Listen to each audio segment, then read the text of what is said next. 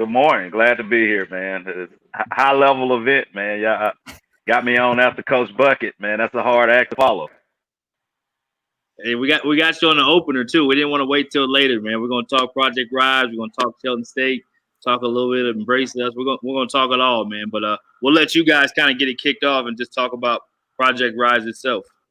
I don't know how much Coach Eatmon knows about Project Rise. I got some emails I got to send out in the next few days, but Project Rise was something that kind of sprung from this summer. Is we looked around and said, what can we do? What from our toolbox, I guess, have as big of an impact as we possibly can.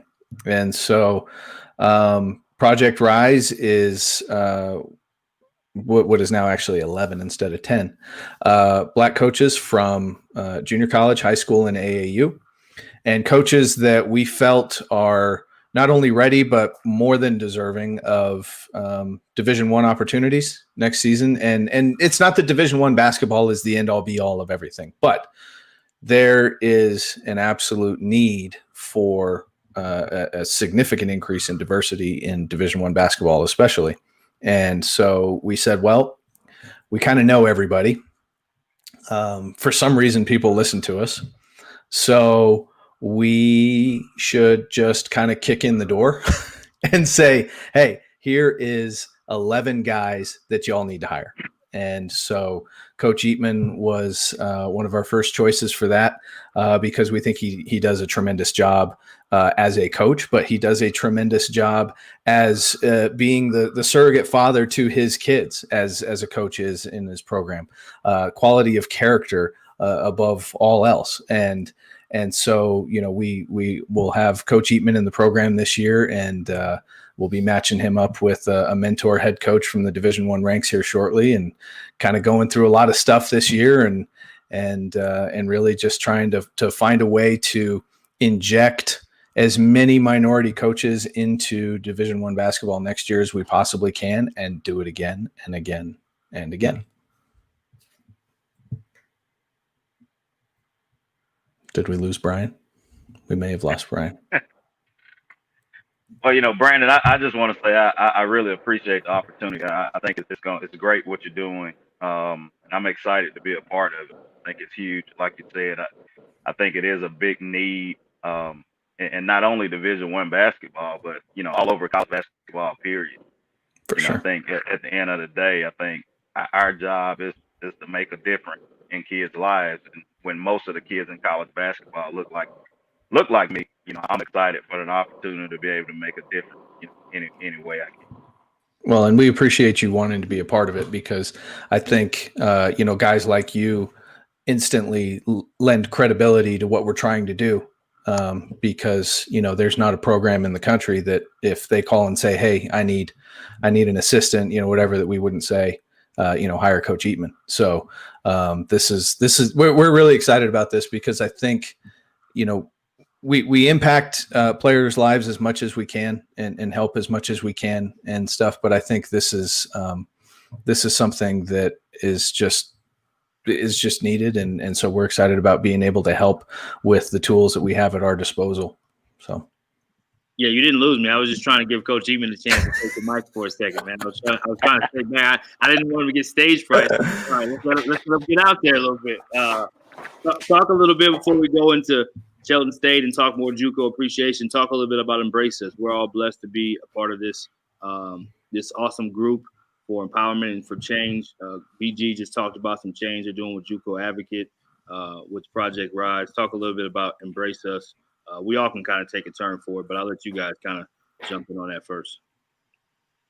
Well, I think one of the biggest things that's going to come out of Embrace Us, we always talk about networking, right? Like everybody has this idea of what networking is.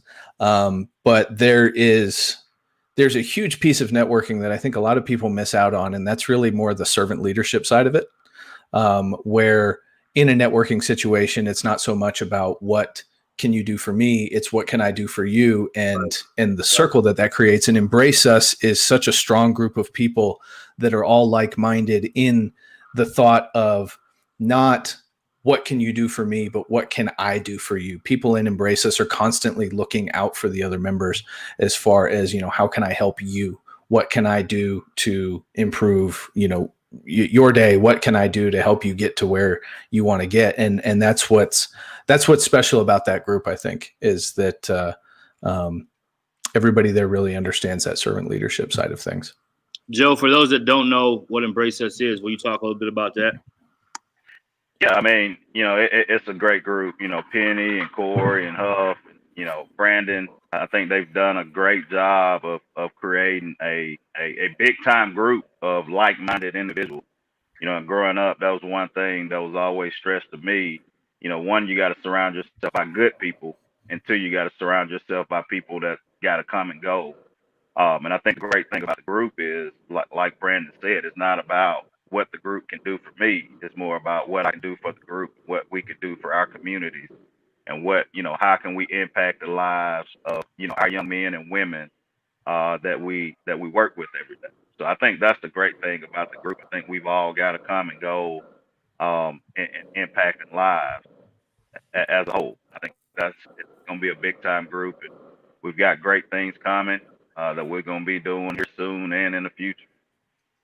Yeah, and I think just the idea too with a group that's fighting for change, for more positive change, and the concept behind Embrace Us too is all of us. We want an equality amongst all of us. We also want to help change some of these systematic things that have not been great, especially for Black people. But it's not just about us as Black people, but just people in general. All coming together as a human race. I think that's the part I love about how Penny has led it and how the leaders have led the group. Shout out to Penny Collins, head coach at Tennessee State.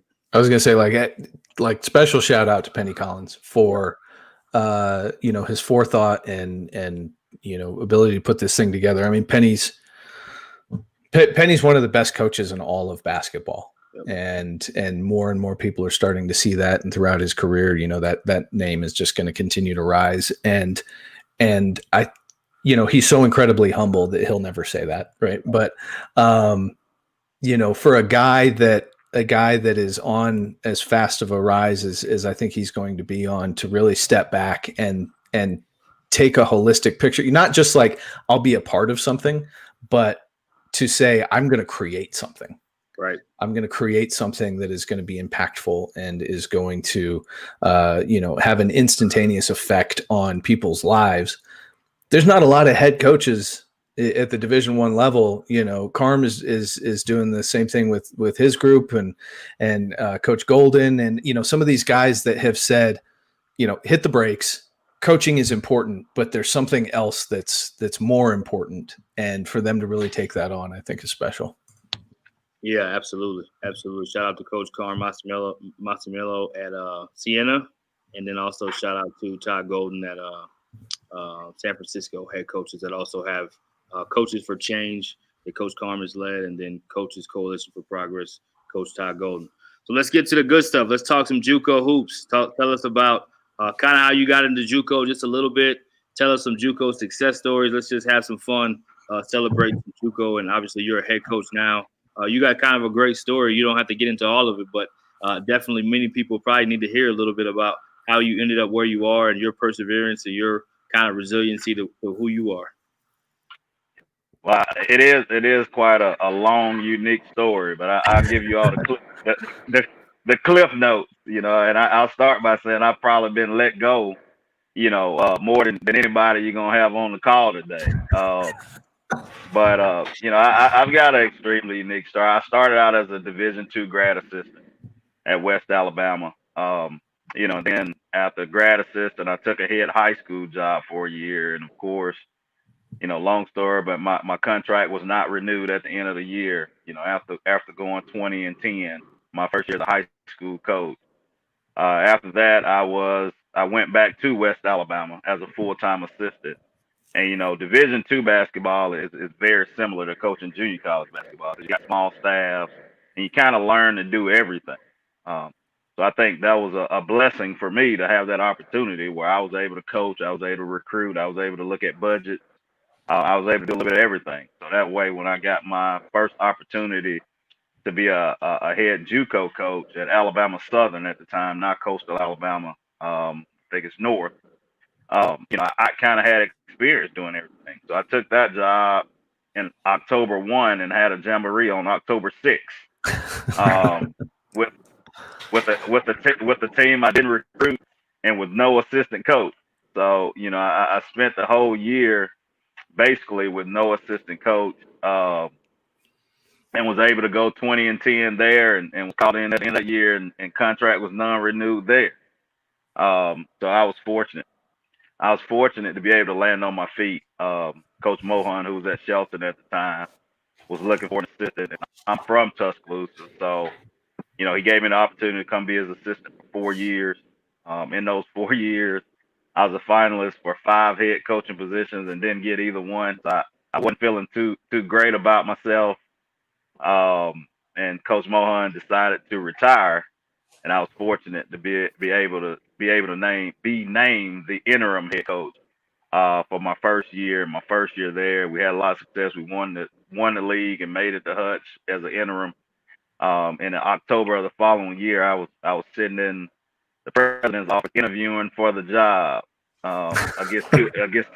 against two other guys after winning a championship. So I was fortunate to be able to get the job, and we won 3 of the last 4 region championships in Alabama.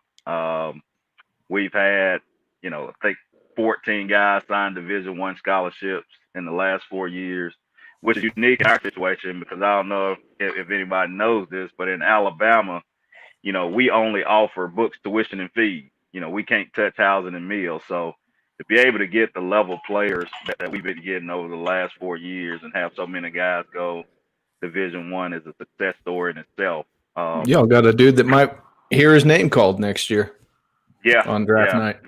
Yeah, Roots done an amazing job at Arkansas Little Rock, and I think that's a true testament of kids. I tell people, kids picking the right level. I think a lot of times kids get so caught up on going to the high major level and going to the big name programs, but Root did a great job in managing his recruitment and picking the right level, and that's the difference between him being able to probably get drafted next year, and which is nothing wrong with having long careers overseas, but if Root goes to a high major, who knows? He may be a rotation guy and not get to hear his name called. For sure. I think that's a testament to him, and and Root's a great example of the type kids we deal with at the junior college level. I mean, to see kids like Root grow and develop not only as a basketball player like he did, but as a person. Yeah. And that's something we really put an emphasis on, and making sure our guys are growing holistically as young men and as players, and kind of helping them get ready for the next level.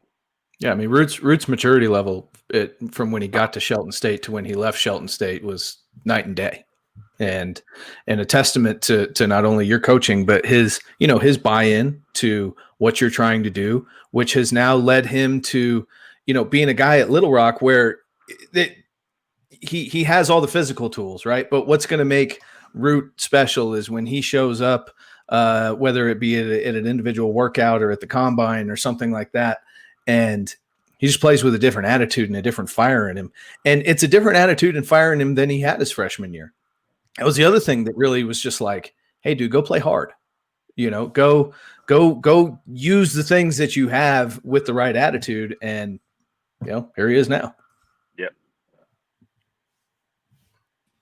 I think he may have been 4th or 5th in the country in double doubles last year. He was a double double machine. He can move up that list probably a little bit this year. Yeah. Like I said, I'm just as proud of Root's development off the court as I am his development on the court. That's why I do what I do, to see young men grow and develop and become better people. Because I know if they do that, the basketball will take care of itself. Because we coach talented guys. I tell them all the time, a lot of guys we coach aren't at our level because they're not good players. They're already Division I players. Yeah, we develop a little bit and get them a little stronger and put them in a situation where they can have success. But it's the other things that we work on daily to make sure they're getting where they need to be. For sure. Talk a little bit about JUCO that you would want people to know. Again, we're kind of in this JUCO Appreciation Month, showing love to the JC level. What's some of the things you would want people to know that maybe don't know as much about JUCO? What would you want them to know, respect, understand? Well, one, I mean, we've got great talent level, some of the best talent in college basketball at the JUCO level. I mean, you can see that by the coaches that recruit our programs and the kids that have success every year at the next level. So it's a great brand of basketball, to watch because you're watching Division One players. You're watching the same level players that you watch on TV daily. And too, I mean, like Coach Bucket said, it's one of the purest forms of basketball still left out there. Things we get to do at the junior college level, we get to impact lives at a high level. And I think that's the great thing about JUCO basketball because it's not about the media attention. It's not about meeting with boosters every day. It's not about those things at the level. It's strictly about developing kids as players and as people. So I think it's a great level of basketball to watch, and I think more people should support it. Not only at the once we get to the national tournament, but I think it's kids who in programs who don't get an opportunity to go to the national tournament every year that people that have really really good players that people usually wouldn't know about. So I think it's definitely a level that's a great brand. We produce a great product of basketball and a great product in creating championship citizens in communities. Yeah, I love that, championship citizens. Coach, we know you have to actually get some real work done out there. We appreciate you coming on, man. And any last words you have? I'm pretty sure you saw my little daughter in the background touching me on the face, and I'm sorry about that. It's hard to tell. It's hard to tell a 5-year-old, hey, you need to leave daddy alone for a little bit. But I'm on daddy duty with the kids. Coach, I have a 3-year-old and a 1.5-year-old. I know BG's got a couple girls. We're girl dads too, so we know about that. That's one thing you can't really tell your daughter is no. That's a hard thing to do. Like mom's got to be the bad cop. You got to be the good cop most of the time. Oh yeah, most of the time, yeah. But I just want to thank you guys, man. I want to thank you, Brian, and thank you, Brandon, for what you guys are doing. I think it's great what you're doing is bringing exposure to college basketball period, but especially junior college basketball and creating opportunities for guys who wouldn't normally have opportunities. So I just want to say thank you guys, and anything we could do at Shelton or I could do personally to support what you all are doing, just give us a shout. I appreciate you, Coach. Yeah, absolutely, Coach. Absolutely. And good luck the rest of the way. All right. Now you got my boy Big Time Corey Black up next. So tell Black I'm watching. I will. We'll let him know for sure. For sure. All right.